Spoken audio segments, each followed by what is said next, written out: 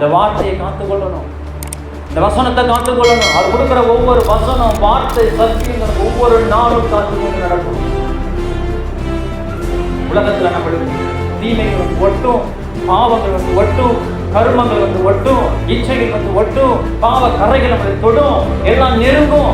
அதை பாதுகாக்கணும்னு சொன்னா நம்மளுக்கு ஒரு கவசம் இருக்குதுதா, அதான் வேத வசனம், அதான் வேத வார்த்தை. அந்த வார்த்தை தான் நம்மளை பாதுகாக்கும்.